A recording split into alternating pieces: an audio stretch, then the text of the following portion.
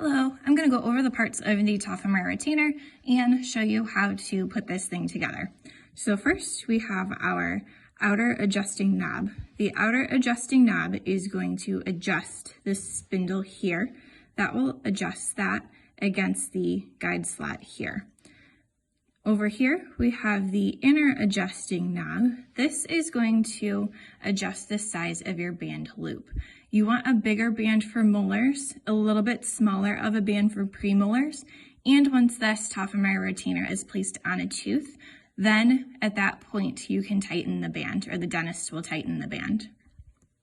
Down here we have the spindle. This looks like a big screw, and that will tighten the band in this box here. The box is called the vise. The vise has the slot located here for the band to fit into. Down at the end, we have our guide slots.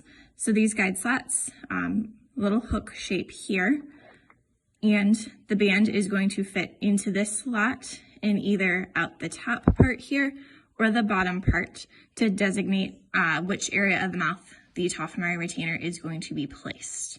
Down here, we have the universal band, so I will show you how to place that inside of the Tofflemire retainer.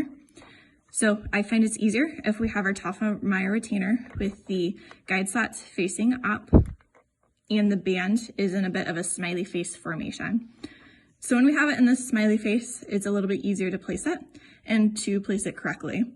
What we want to do is put the two ends or the two tails of this together. When we place the two tails together, we have one end that's a little bit bigger and one end that's a little bit smaller. It's a little bit harder to tell in the video, but this end here is the bigger end. This end here is a smaller end.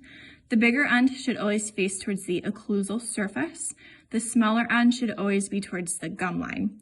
Teeth are cone shaped, so it's a lot better if you do place the smaller end towards the gingiva, which is a little bit more where the tooth is going to come in, and it's a little bit more of that narrower cone. So to place this, you're going to have your little tails together. You're going to place them in these slots here and then through one end of the guide slot here. So once we get the band in place, we just want to make sure that the tails aren't sticking out too far here, and we want to make sure that this whole loop is either fit through this end or the complete bottom end over here. Now we can go ahead and tighten this. The outer adjusting band is going to adjust the spindle. The spindle is going to adjust the band inside of this box. So if I wiggle this, this band is securely in place. So now this is completely built for one section of the mouth, or I guess two sections of the mouth. So if we get our Typodont over, this is the patient's right side. So I have built this for the maxillary right side.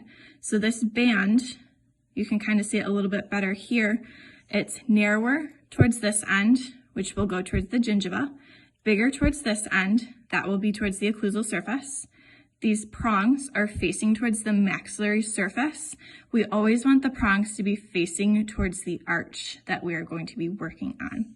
So this band will be able to fit the maxillary right.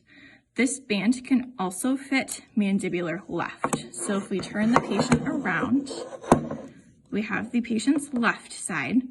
All we have to do is flip the band around in order for it to fit in this lower left.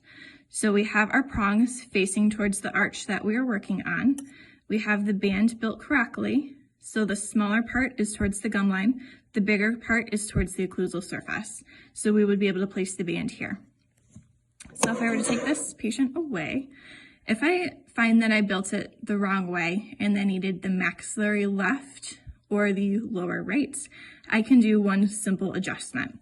So we could take this band, I'm going to loosen it in the box or the vise, going to lift up, and I'm going to completely move it to this opposite end. So it was sticking out the right side here.